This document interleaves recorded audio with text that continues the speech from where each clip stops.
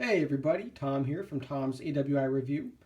So as you can see here, I have finally completed my 4Ground Blockhouse.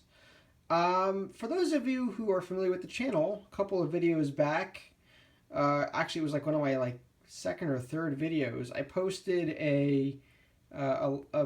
basically my kitchen table, and I laid out all of the terrain pieces, the fencing, the blockhouse, and several miniatures to kind of demonstrate what came with the Warlord Games box set Liberty or Death.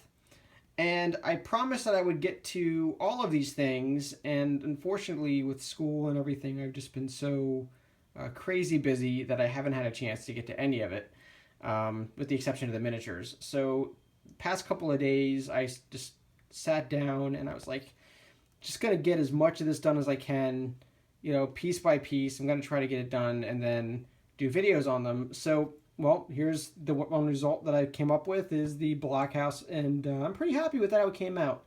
There are a couple of things I might have done differently the second time around, but honestly, I think that it matches fairly closely. I mean, with the exception of the roof, I think the roof is a little bit more red in tone than the one on the Warlord Games website, but the picture that they have on their website has like this grayish blue tint to it, and it looks like they washed over it with a black ink of some sort, and the tiling they highlighted by doing upstrokes with a brush on all the tiles, and that's sort of the same imitation process that I did. I tried to imitate that as well as I could. So just some basic things about this set. This is my first time putting together a 4Ground set. I am hella impressed with how awesome this set turned out. Being it my first one, I would give this like 5 out of 5 stars. Takes paint really well. You do need to put a couple of thick coats on though, because the wood it's basically like balsa. I believe it's like balsa wood, so it will absorb some of the moisture of the paint, which is really good for painting. Actually, it's like painting regular wood. But you do need to make sure you put thick coats on. You can't just put like thin down layers, or else it's gonna just suck it right up. A couple other things too. It takes stain really well. By stain I mean like if you use inks with a lot of pigment, not watered down very much, it just picks that up right away.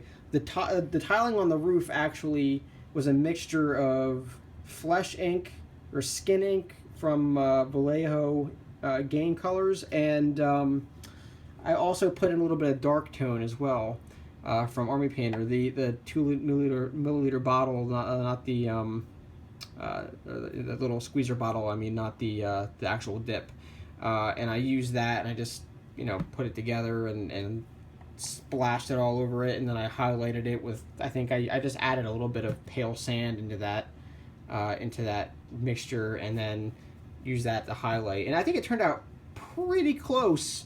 And I washed this with like a mixture of Vallejo black and dark tone as well, Vallejo black ink, and it really just it came out exactly how I envisioned it. And then what I did was I put the actual Army Painter dip strong tone. I used that for, why is this not focusing? Focus, I say. There we go.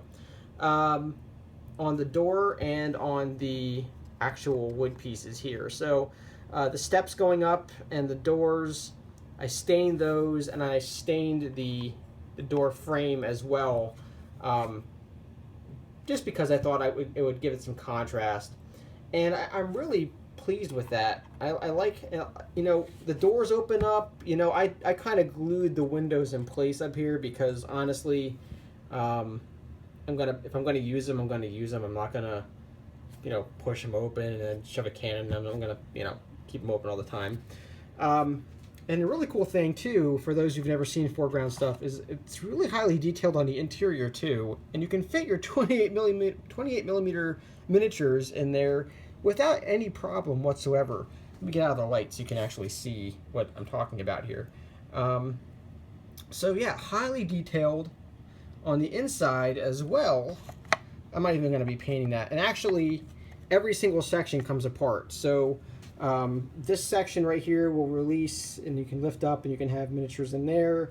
And then this top part here also comes up, and you can have like a miniature, lookout or whatever up there too. It's just really cool, man. Now, I used a lot of Warlord Games flocking material on the base because I really kind of wanted to give them props and a shout out for just having some great stuff. I've kind of highlighted the flocking that they have now on their website. For life of me, I can't remember the name of the company, but if you go on their website, they have like a huge tub. I probably will do a video review of their basing material soon, but so yeah, I wanted to bring that out, as well as their grass tufts, their summer grass tufts, which are here. The flowers are a mixture of stuff from what is it, the sulfur Nator? I can never pronounce it correctly. It's a different company. It's not like a miniature company. It's like a model railroad company. But I also used some Army Painter flower meadow tufts here. So I got like a mixture of different tufts. But the grass is just so green. It looks awesome. And this base actually came with the 4Ground miniature. I just, based it and flocked it so that it had some appeal. It was a little more interesting on the table.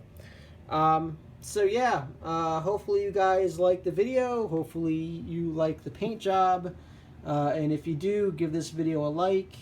And I swear in the near future, I will post up a compilation of all the work that I've done on the Warlord Games set so that I can give them a little bit more shout out and some props for their awesomeness. So, alright guys, have a good one.